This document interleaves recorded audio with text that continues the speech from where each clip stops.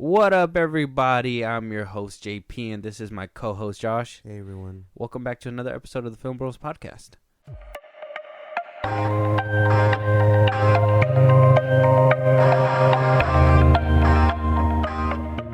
What's going on, everybody? What's happening? How's it going? Today, Josh, we are rolling with the punches.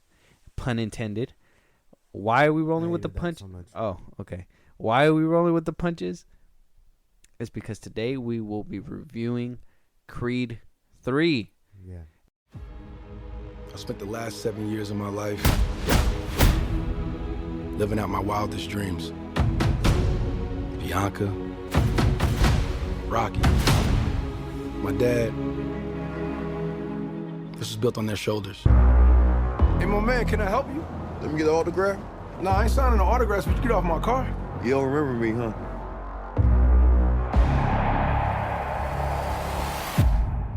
Damien. How long were you locked up? 18 years, bro. Just got out last week. Glad to have you back out, huh? I know I've been away a long time, but I kept myself in shape. I still got gas in the tank. Come by the gym. Thank you. Curious what happened with you two? I didn't tell you. We was like brothers. I vouched for you. You think you mad? Try spending half your life in a cell. Watching somebody else live your life. I'm coming for everything. Yes, sir. Creed 3. Michael B. Jordan's, what I don't know what to call it. Maybe his golden ticket, maybe, to show that he's more than just an actor and is bigger than that, bigger than just the producer, but also the director. Man, a lot to jump into with this review. There's a lot to talk about with this movie in particular. So let's go ahead and dive right in. So on Rotten Tomatoes, Creed 3 currently holds 88% fresh on the tomato meter and a 96% audience score. So saying that there's a lot of people that really love this movie. A 96 on Rotten Tomatoes, while critics put it at 88. Michael B. Jordan's first directorial debut. Excuse me, I had to take a brief pause. We have Michael B. Jordan as Creed, Tessa Thompson as Bianca, his wife, Jonathan Majors as Damian Anderson, etc., etc. We can't really, can't say Sylvester Stallone's in this one because guess what? A lot of beef going on around there. He's not in it. Yeah, poor guy. Yeah. He's doing what he has to. Mm-hmm. Off the bat, Josh, off rip, let's hear your initial thoughts of what you thought of the movie. But wait, before I tell you my thoughts, let's hear a quick word from ZippyStream, our sponsor for this podcast. Today's episode is sponsored by ZippyStream. If you are wondering how we make money to run our podcast, it's all because of this innovative platform. Here at FilmBros Podcast, we absolutely love using ZippyStream. It's the easiest way to convert listeners into an email list, but best of all, they find us sponsorship so we can keep making money doing what we love. Suppose you're also a podcaster thinking about starting one. ZippyStream will help you find and manage your relationship with brands that are relevant to your audience. If you want to learn more, contact us as soon as possible. Everyone that signs up this month will get to claim £10 as a joining bonus, which is around $12 or something like that. Just reach out to us by email or social media DMs, and I'll put you in touch with the guys at ZippyStream right away. Now back to the pod. Initial thoughts. I liked it. I like these movies. I like the first Creed and love the second one. This one just kind of ups the ante for me. I hope if they don't make a fourth, this would be the perfect ending, I think. Mm-hmm. Like, they get to live their lives. They move on. Yeah, really good movie. I think it's a little better than the second one. Not by a whole lot, but it has elements that I enjoyed a lot more. I like the acting. Michael B. Jordan has really came into this character. It's like, I feel like it's also his baby. You know what I mean? Since the first one, I can't remember when the first one came out. But yeah, really good movie. Jonathan Majors is a force in this one. I'm glad that they all really come together and it's a product that everyone can enjoy at the end. Like, they are a great match. They feel like the next Matt Damon and Ben Affleck. You know what I mean? Okay, I see it. I see it. My initial thoughts: this movie's a near perfect movie. It's great. I was just in it to see Killmonger and Valkyrie take on Kang, but you know what? Valkyrie was on the sidelines. Kang and Killmonger were going at it. It was pretty cool. I liked it. So it's gonna this movie. We'll probably dive a little bit deeper into what my thoughts are, but at least this movie I can say is a good stand up on its own. Maybe that's a bad thing for people that, you know, probably missed Sylvester Stallone, and maybe it's a good thing for people that really don't care, I guess you could say. But and it's going to be a unique review, at least for this one, because I've seen the first one. I haven't seen the second one. I just remember a few bits and pieces of the first one, so I'm coming into this one holding this movie on its own merit, and it stands pretty well on its own. You're coming into this movie, have seen all the parts, and, you know, seeing the culmination happen in front of your eyes. Yeah. But it doesn't seem like they bring anything from the last two movies into this one to make any big payoff. But basically, the stakes that are in this movie are the payoff by the end of the movie. Basically. Yeah. So good standalone. So let's go ahead and we'll start with the characters. Let's go ahead and talk about Creed. Let's talk about Killmonger, Kang, Tessa Thompson. Let's talk about all three of them. Let's how was their dynamic in this movie? Okay, so I liked how it worked. Okay, so for context, semi spoilers, not really. Let's be clear before we jump completely into it. This will be a spoiler review. This movie's been out for about 2 weeks now, so if you haven't seen it, pause this because it's gonna be coming up. The spoilers are coming, so if you haven't seen it, go ahead and watch it. Come back. Go ahead. Okay. Well, I mean, I'm only saying that because it's not a big spoiler. They do set the time. They do say that it is 7 years after the second one or whatever. Creed has become this big name, household name. In universe, he's basically the what is it? What's our equivalent? Like the what's that boxer's name? The one that has 50 wins. What is his name? Oh, Mayweather? Yeah, he's basically in universe. He's Mayweather. Okay. He's older. Tessa Thompson, she's cool. I liked her character. She's their dynamic as a couple really works for some reason. I don't know why, but it does. It's like ever since the first one when they met, it's really come together. I know you can barely remember the first one, but yeah. Yeah. I honestly like her role as the wife in these movies. I seen her in the first one and seen her again in this one. It showed you. Like I said, I missed a step with Creed 2, but you could tell that she really came into her own in that character. You could tell Michael B. Jordan has come into his own as the Creed character. Yeah. So you can tell these are their roles and their chemistry on set. No wonder she's been around for so long. No wonder they've been doing this for a while, at least the third movie. Because their chemistry is crazy. I can't say nothing wrong about the cast. I think the cast is stacked. I think everybody does a good job. You mentioned that they did have a time jump, 7-year time jump. Yeah. That he's basically the Floyd Mayweather in this universe. I would say that's a problem that I have with this movie myself, is that we didn't see him get to that point.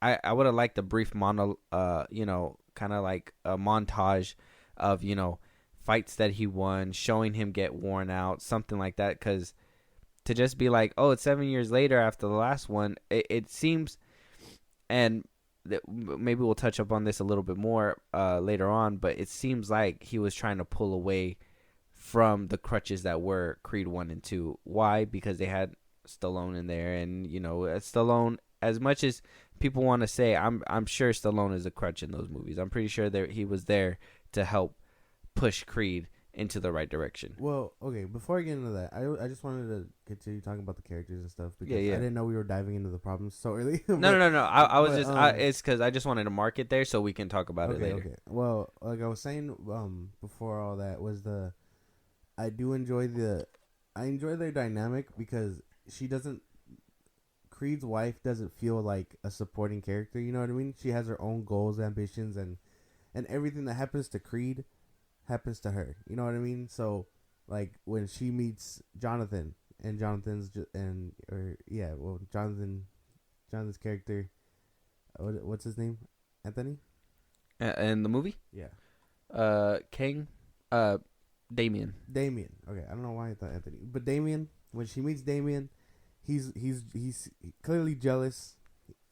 Honestly, looking at her like, well, what's the best way to put it? Like he kind of wants something like that. You know what I mean? Yeah. That's the vibe I was getting from him every time he was talking to her or he was on screen with her. He was more like not coming in as a friend, but someone that would be like, I could take your bitch. You know what I mean? Yeah. Something like that. So I was kind of like, well, okay. So it clearly affects them both. And then I think Damien works as a villain in this movie so well. My first thing when the first trailer dropped, I was like, well, they don't really mention him in the first one. You know what I mean? So I was like, how are they going to spin it? And then they made it work pretty well because they were like, well, this is before the home or after the home, whatever. So it works out. But at the same time, you're kind of from the first one, you're like, well, there was no real time frame, so I guess they just added it in to make it fit, which is fine. It works out. I think all three of them just kind of bring it all together. Yeah. Well, I gotta say the cast is really good. Touching up on Jonathan Majors, Damien. I liked the character he played. I liked the way he played it. He, like how you said, he looked at Tessa and was like, I want that, or I could take your bitch type thing, because that's who he was. Yeah. This was his life that he wanted, and it seemed like it was taken away from him. Yeah. For which reason.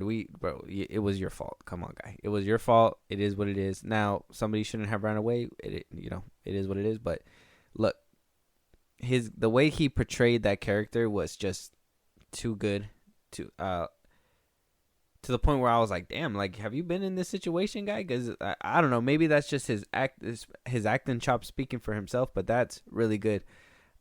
Michael B. Jordan playing an older Creed, a more withered Creed, more wise Creed. It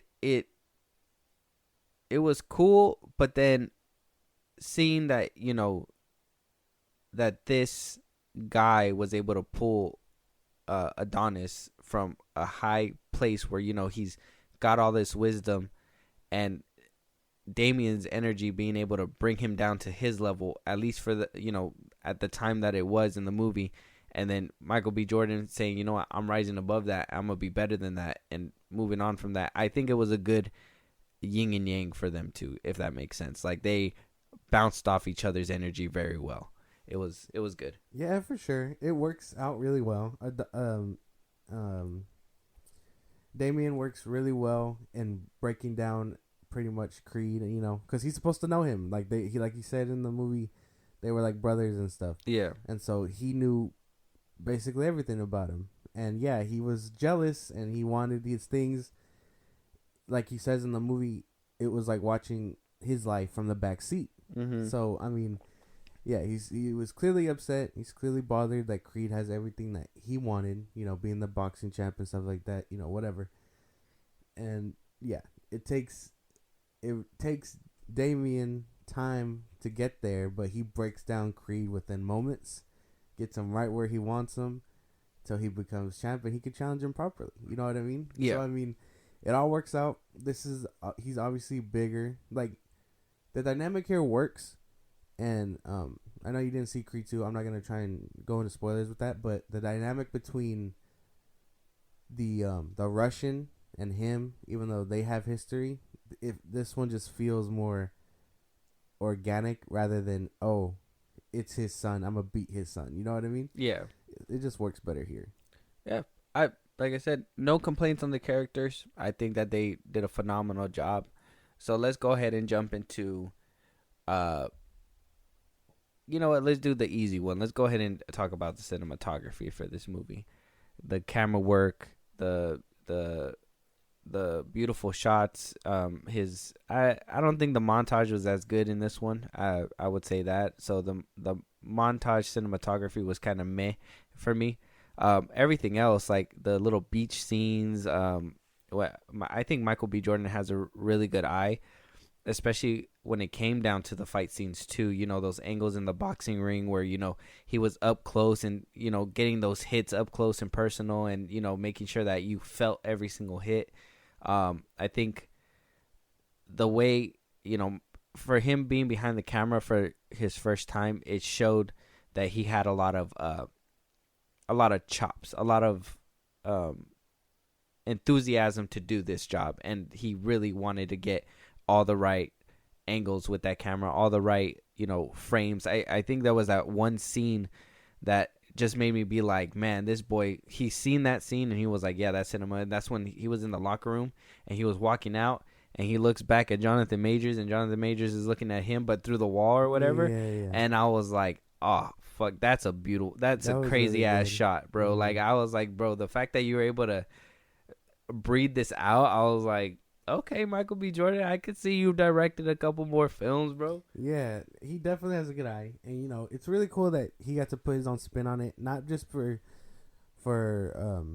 directing and stuff like that, but certain scenes, like the anime touches he puts in, that he said he put in, like, that's really cool. That's very, like, visionary things, you know what I mean? 'Cause yeah, this is the type of stuff, like, it's adding your own personal touch to the product, if that makes any sense. Yeah. Like, you know, they say Michael Bay Jordan. Michael Bay Jordan. I don't know why I got them mixed up. Is that his middle name? No, but Michael. Let me find out. Michael Bay does explosions, and Spielberg is puppeteering. You know, and you know, maybe his thing could be that, like, anime touches, because he's a big anime fan. That's true. We know that for ever since he pretty much got big, he's been a big fan. He said so.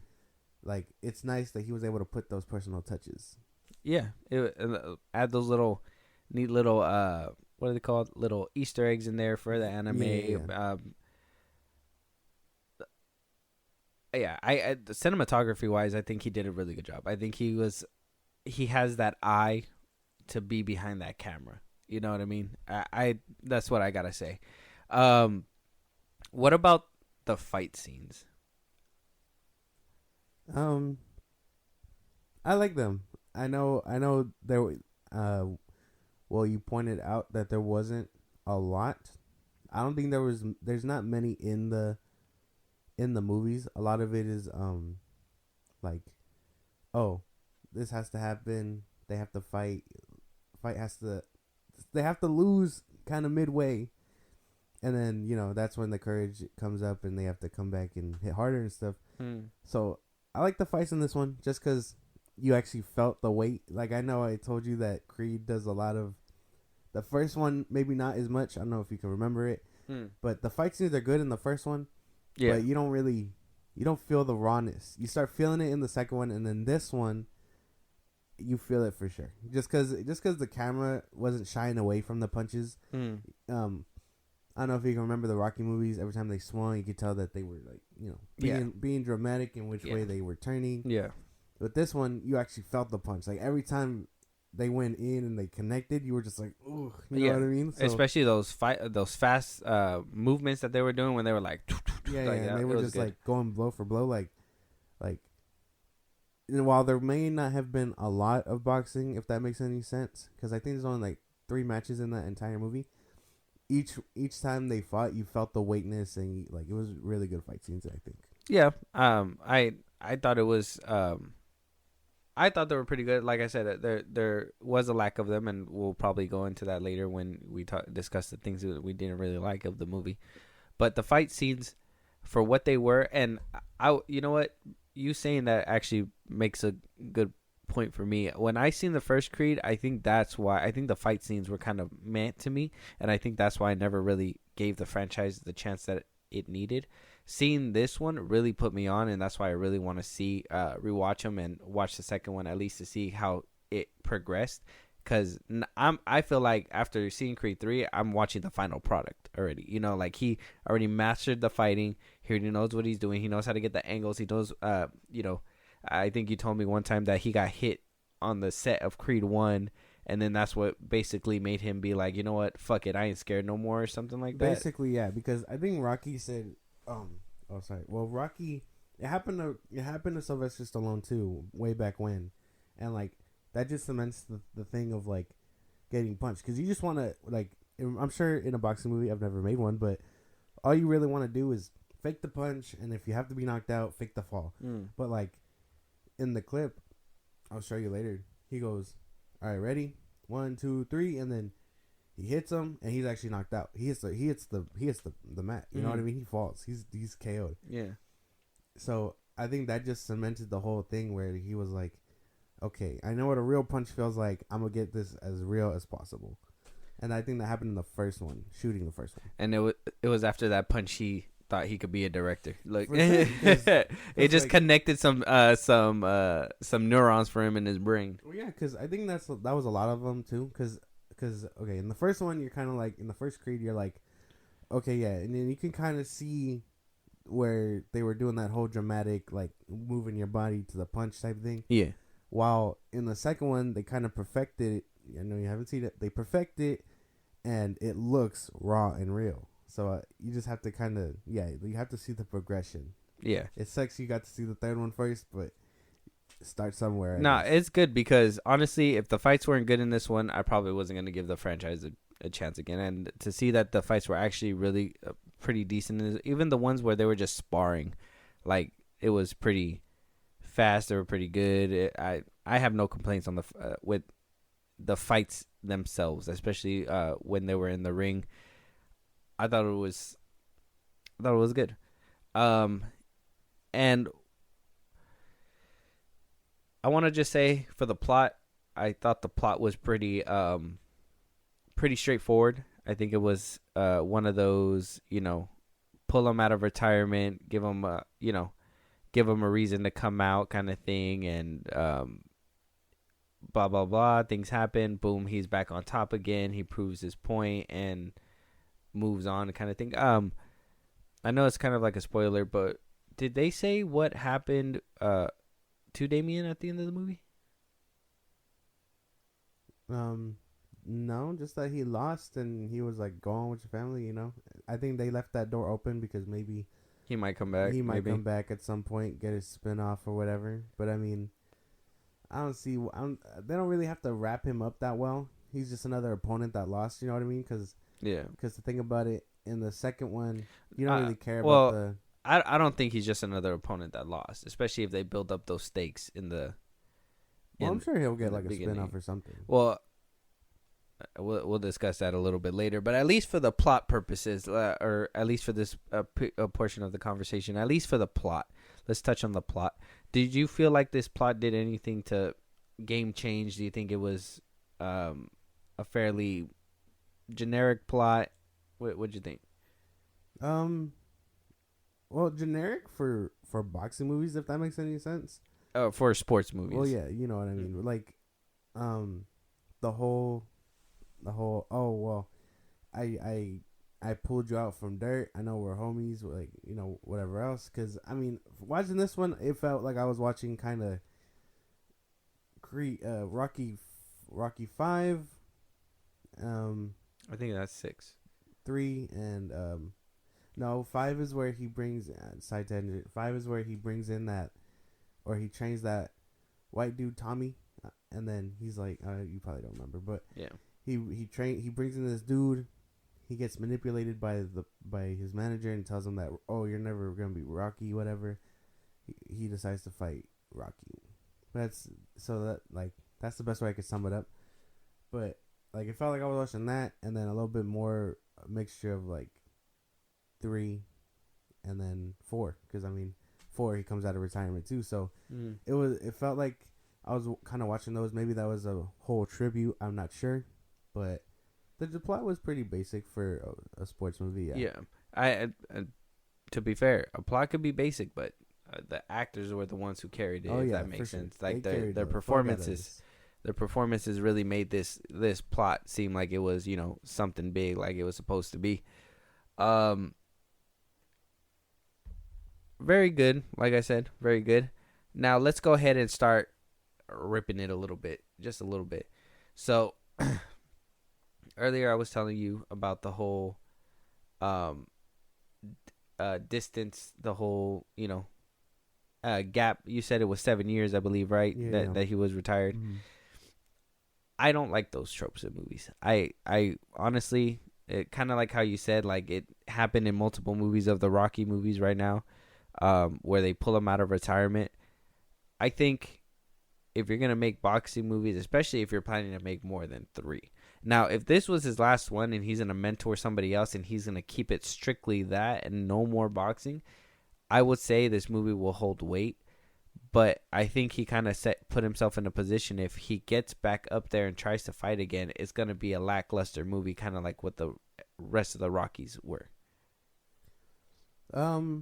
Maybe for the most part, I can see what you mean. It depends, because each Rocky movie kind of takes place right after the next. Like Rocky 1 happens, and then 2, like immediately, no time jump, no nothing, and then same with 3 and 4, and then right after 4 he announces his retirement in 5, and like that's all instant, you know what I mean? That is just one event happening after another. And nowadays you're kind of like, well, there has to be some time jump, you know what I mean, to cement that. And I don't know, maybe it's because you're missing that context from the second one and stuff. I think he's done a lot to earn that little title and, you know, being on Vogue and whatever else in the movie. So for me, it makes sense. I'm not saying like, you know, where he's at is a problem. It's just the whole time jump and not showing all that. Well, let's just say, like I said, if he tries to come back or something after giving a perfect bow out, saying that this will be his, you know, basically his last one in the movie, right? It would just cheapen the experience if they bring him back. Like, at least with Rocky, they did it 1 year after another. You know, at least, you know, if he was 30 here and then by 35 he was like, you know what, I'm good, my body's worn out, and then, you know, he comes back, but he still has time, that's fine. 7 years later, now you're in the universe, you're 7 years older, now you're going to have to deal with all these extra consequences that come with it, whatever.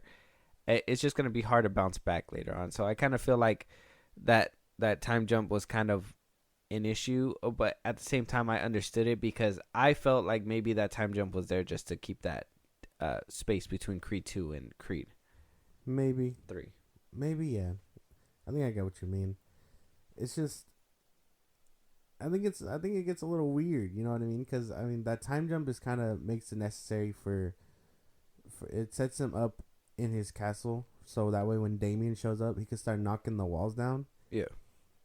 Because I mean, in the first one, he's young, he's up and coming, and yeah, he uses Rocky as a crutch. And then the second one, he was getting there, and then they peddle the whole him fighting the Russian. Yeah. And so he's like, that's a whole other dynamic thing going on with him and Rocky and stuff. And then this one, he's gotten to the top. At that point, he's chilling. He doesn't need it anymore. He's retired. He's kind of like how Apollo was in Rocky 4. And now you can't remember Rocky 4 for those who don't know. And if you can't remember, he was trying to find something to do with himself other than boxing. Same with Creed in this one. He's bored. He doesn't know what to do. He's bugging his wife at work. Like he wants to do something productive, but at the same time, he knows he misses the fighting. Kind of like his old man. So what does he do? He invests time in this fighter. I forget his name. The Mexican fighter. He's trying to get him to where he wants to be, and then with when Damien shows up, he's like, "Oh, I can help you out, give you the shot you said you wanted or whatnot," and it all takes a turn. But I think that whole time frame just sets the pace. Yeah. And speaking about pace, I kind of felt like the pacing was kind of fast too. I kind of felt like this movie went a little quick. I think the lack of fights kind of helped with that too, because it really cemented how kind of short it was because of the lack of fights. But I kind of felt like we go from him being retired to him being put in the because I thought they were going to introduce Damien a little bit more down the road, maybe give us a little bit more flashback, set him up kind of thing. because like you said, they didn't that. And see, I think that's always a problem with these kind of movies where they just bring back or bring a character in that had to do with his past life and that he's trying to forget him and stuff like that. We get it. He wasn't going to talk about it because he really wanted to forget him that bad. We understand, but no mention, no hint. Like it just seemed like out of nowhere, and they were just trying to rush it into that, and then. Obviously, because they had to rush into, introducing him and who he was, then they had to move to rushing into, getting him trained. And, that's what led to the montage. And then, boom, finally we get to the end and it's done. I think it does a really good it does pacing fine throughout the movie, I think. Because you get right to where you want to be. I don't think it starts feeling fast. Till maybe the third act, when he's pretty much just like, all right, let's go then, like let's do that fight, and then that's when you're kind of like, okay, now we have to race to the montage, show them getting ready, and then the fight has to happen, and then he has to win. So I think it kind of happens faster toward the end. Well, throughout the movie, they set up Damien. They show you that not only is he kind of fucked up in the head because the way he was living, he was mentally not stable. You know what I mean? And then, they show you how his family's been, that his daughter's also deaf, and whatever else. They just do a lot to cement where he is in life before Damien starts knocking. And then, the ending can be kind of fast paced. Yeah, and I think that's why I say like the pacing, because I feel like because they were trying to rush all that information in the beginning half, they had to really pick it up towards the end. And I kind of feel like that payoff didn't really hit as hard as I was hoping it was going to hit for it being such a build up in the beginning, if that makes sense. Yeah, I guess I can see what you mean. It's a lot of weird things that go on because the second one didn't feel like that. You know what I mean? The first one didn't feel like it was sped up either. It felt very natural. They took the time to build create in the first one. But I don't know. Maybe it is just a pacing thing. The movie's only like an hour and a half, I think. Yeah, so it's not a full 2 hours.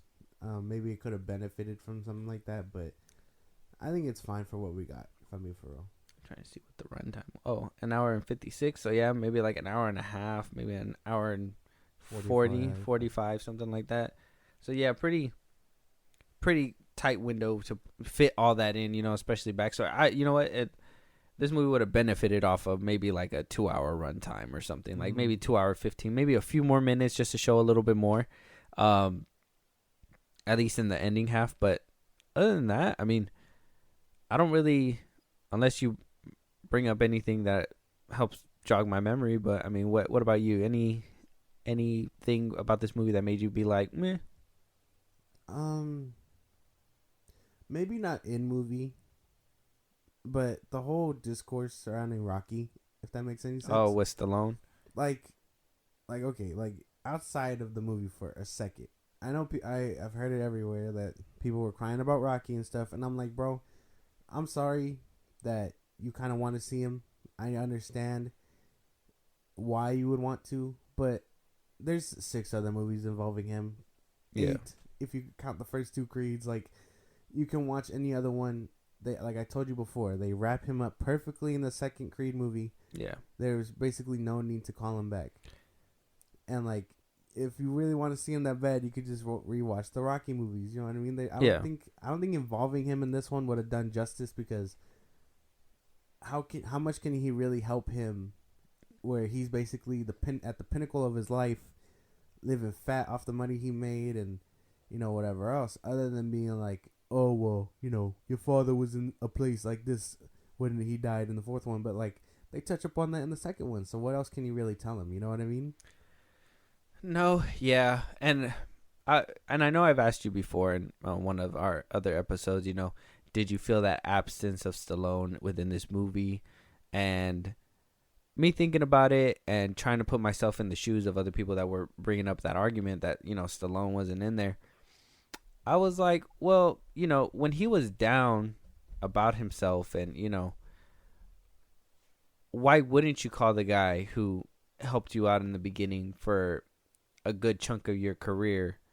You know what I mean? The guy that, helped you thrive and, basically put you in the position to be at the point where you're at.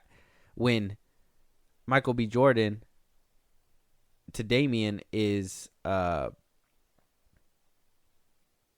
basically that character, if that makes sense. He's that character that he resents, if that makes sense. Like Creed is Rocky to him, but he's a resentful eye towards Adonis, obviously.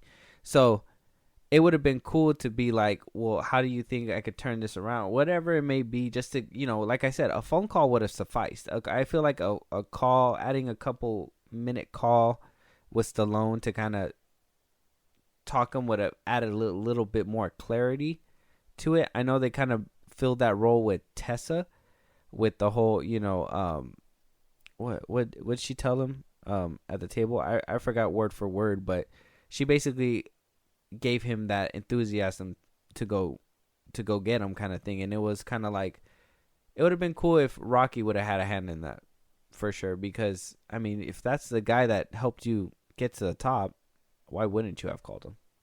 I don't know. It would have been nice, and I'm always fine for that. But I just think for what we got, it's perfect, and you don't really need to cement that with the thought of, oh well, Rodolfo Rocky was in it. You know what I mean? Like That's fair. Like, it's, for me, I'm fine with him not showing up. You know what I mean? So yeah, that's pretty much it. And I know that's not really a critique about the movie. It's more about the fans talking about it. But if you gotta address Rocky, I'll address it here.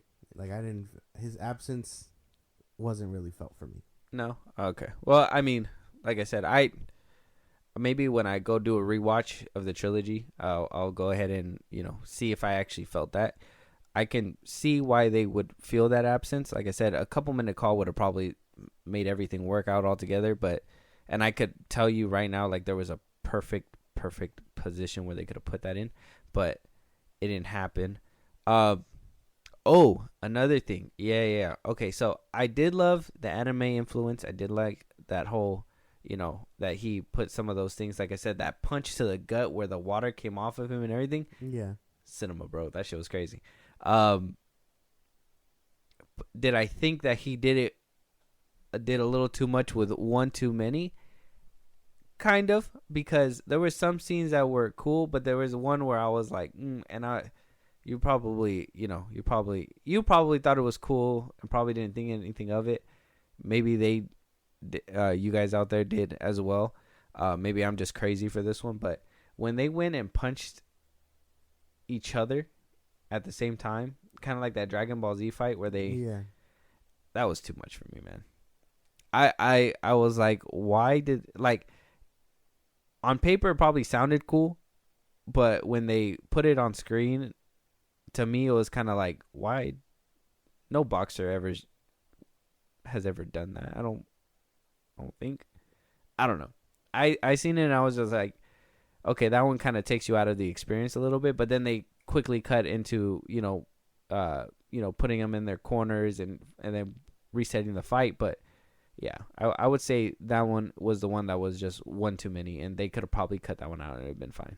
No, I like that. I like that scene. Not just for the anime touch, obviously, but what do you call it? Just because it was, I think it's more of a device to show you that they're alike. They're similar. He wants to think that, or Damien wants to think that he taught him everything he knows, but Adonis is like, nah, I know exactly what you know and more. You know what I mean? Like, because he's been doing it and whatnot. Then why did they need to punch each other? What do you mean? At the same time. It was to show that they knew each other's moves. Oh. It was like a power of the minds connecting type of thing. Like yeah, could he have dodged it? Sure, but that doesn't show you anything other than the fact that they knew they were both going for the hook, so they took it like nothing. It was meant to show that they're alike in the fighting type. I mean, I got that with the way that they were fighting and the way that they were doing everything. So to me, adding that touch was kind of unnecessary. But that's just me. Yeah. I That's just you. No. yeah, I thought it was kind of unnecessary. I kind of felt like that was kind of like a little too much anime. Did I think it was visually cool the way he kind of set it up with the camera work? Yeah, but at the same time, I could have been like, yeah, they could have done without this, and it probably would have made the fight a little bit more compelling for me. I think I've told you this before, but I have a problem with the montage. I don't know. It didn't get me as hyped as It was short. Yeah, it didn't get me. Well, okay, that and like it felt lackluster to the second one, if that makes any sense. I'm telling you, Southpaw gave a better montage. Southpaw did give a bit of montage, but I'm telling you, I think the second one has the best montage.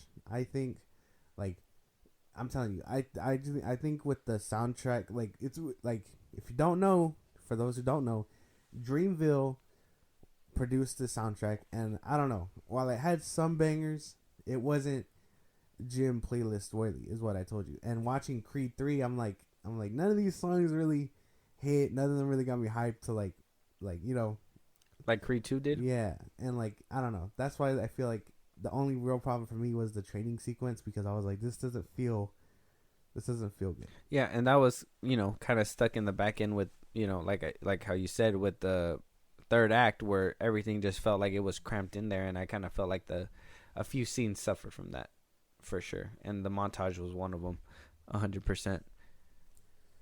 But yeah, other than that, I think that's my only real gripe with the movie. Because think about it, all these boxing movies, they have to have a cool montage. They have to get you hyped. They have to put you in the shoes mentally of getting you hyped and prepared for the big fight. Yeah, Rocky does well. I think my favorite Rocky montage is probably 3 or 4. Mm-hmm. One of those two. I really like when he's training in the snow in Russia. And then I like Creed 2's montage. You said Southpaw has a great montage. It really does. Nothing beats Eminem, I think. Like, wow. If the song really makes or breaks the montage too. So, and that's what I mean. So like hearing J. Cole to me doesn't really signify that kind of what's the best way to put it? Like kind of hype, if that makes any sense. Mm-hmm. Like he's more of the late rapper where I can listen to his tracks and lay back, chill. Not something I put on in the gym to run to or whatever. Yeah. So that's maybe my own thing, because the soundtrack, the song for their scene, while it sounded nice, and I bet they thought it would fit, it didn't fit. You know what I mean? Like, you'll see what I mean when you see Creed 2. But yeah. Okay. Oh, I'll get around to it. No problem. But other than that, any other complaints, fight wise? Anything with the fights? Let me ask you this: if you could have added more fights, how many more fights would you have added to this movie? Because there was 3, I believe. Yeah, there was like 3 in total. If you don't count the training. Oh, if you don't count the training, then there's 2. Oh, then just 2 then. Okay, let's count the training to make it 3. Well, yeah, because that's what I thought. I thought it was all of them together. I forgot that. Yeah, I thought there was an actual like fight in the middle, but there wasn't. Wait, 4. He fights in the beginning. Michael B. Jordan fights in the beginning. And then the training with Damien and the Mexican dude. Yeah. And then the Pharrell fight with them, and then the ending fight. Yeah, so 4. Yeah, there you go. So I think that's about as much boxing as you can put into a boxing movie for me, for real. Unless you're going for that realism like Southpaw, because I think Southpaw probably has a little bit more fighting in them. Yeah. But that was just so they can cement the idea of him losing and stuff like that. Yeah. But I think I would have done a lot more from Daniel's side, kind of like how they did with Rocky 3, where they were like showing Mr. T, where he was fighting and winning and stuff. Oh yeah. From Damien's side. Yeah, that's what I would have done. Like just to show that he's that force and he's coming up, and that was one thing for me too. I kind of felt like he just needed a more fight, because like you said, Creed, we already knew him. We didn't really need to see fights with Michael B. Jordan. I feel like we needed to see more fights with Damien. See him do a little bit more damage, and actually, because the only person that he really actually fought was the Mexican dude, and it was kind of like, oh, you took down the boxer I was training. Oh, you know what I mean? I would have liked to see him like brutally hurt other boxers to have Yeah. been like, okay, because Michael B. Jordan went in there was like, oh yeah, he's gonna fight dirty against me because I seen him fight dirty against one guy. But imagine if he would have caught those little subtle nods in different fights and was like, that's how I focused and learned from him. That would have been cool. Yeah, that's what I was just thinking about too. Because think about it. Imagine he's mowing down the competition, one fight after another fight. I know they set it 6 months in time or whatever, something like that. And you know that's kind of not how boxing matches work. But I mean, I'm sure they could have maybe dragged it out or whatever and been like, oh, he got 2 more fights in, fucked up these opponents, or because I mean, all they pretty much showed in the movie was that no one wanted to spar with Damien. You know what I mean? When he was in his downtime and training, and like I wouldn't want to spar him either, but at the same time, like there should have been a little bit more to show that he was that menace. And I know fucking up the dude and kind of fighting dirty. A good way to do it, but a good way for me that they would have showed it too is if they would have had Michael B. Jordan spar with him, and Damien not hold back, and then Michael B. Jordan being like, "Oh, well, what the fuck? If he's fighting me for real, I'm gonna fight him for real." And they basically duke it out in the sparring ring or whatever. And then obviously Damien walks away winning or something, and then I felt like that would have made it more compelling at the end too. But I don't know. I just want to just chalk it up to maybe not giving you that enough time to really sit there and be like, okay, Damien is this force to be reckoned with, and then kind of rushed it to the payoff. And yeah, though the payoff was good, I'm not saying it was bad. It's just I don't feel like it hit as hard as it was supposed to. Yeah, that makes sense. This movie was really good, the performances and all and everything. It could have done for maybe a few more fight scenes. If not a full-out boxing match, just him mowing down the competition. Like, it'd been nice. Yeah. It'd have been nice. And then, like I said, the montage. They had cool workout scenes. Like, I'm not trying to deny that. You know what I mean? Like, the whole scene where Damien rubs his hand in sand and then he does the climbing on the rope. I was like, my God. Yeah. So, my boy's a menace. Like, yeah, like, they had good... We're on a beach. There's children here. They had good workout scenes, but the song just wasn't hitting for me. Yeah. No, I understand. So with that being said, where would you put a number on this movie? From 1 to 10, 10 being the best, 1 being the worst. What do you give it? Well, after analyzing it this hard and trying to put it all together, because you got to understand this movie got to stack up with 2 other movies in your head. So. Yeah. I give it 8. I was gonna give it 7.5, but I think 8 kind of rounds it all up. There's a lot more things I like in this movie. Like I said before, the performances, the drama, the story, plot, whatever, all that really comes together really well. And I think taking away the 2 numbers for not just the soundtrack, but the little bit of montage. Like I said, you can't have a boxing movie without a good montage. Yeah, I think an 8 is solid. I agree. I was gonna give this movie an 8 as well. I agree because, like I said, as powerful as it was, the actors really did carry it. I'm not gonna lie. Tessa Thompson, Michael B. Jordan's daughter, really did a really good job. Her being deaf in the movie and whatnot. Like I said, everybody's performances were great. Did I wish they showed and told a little bit more? Yes. But the story that we got was fine as well. Yeah. I think it was a little fast-paced, especially towards the end there, of course. And I will chalk that up to, Michael B. Jordan's first time. And for a movie debut role, I don't think an 8's bad. And I think that he did a really good job. And I would want to see where this franchise goes, because we heard about all the spin-offs that's happening. This movie is doing numbers, obviously, in the box office. I believe it's number 2 now that Scream came out, but it held the number 1 spot for 2 about a week and a half until Scream showed up. Yeah, before Scream showed up. It in his back. There you go. So great movie. Recommend you watch it if you haven't watched it. Hopefully this review gives you guys a little bit more encouragement. I did say spoiler, but to be honest, we didn't really dive too deep into the. Not like we gave context to certain scenes, but I mean that's as spoilery as we got. It's good to watch it for yourself, of course.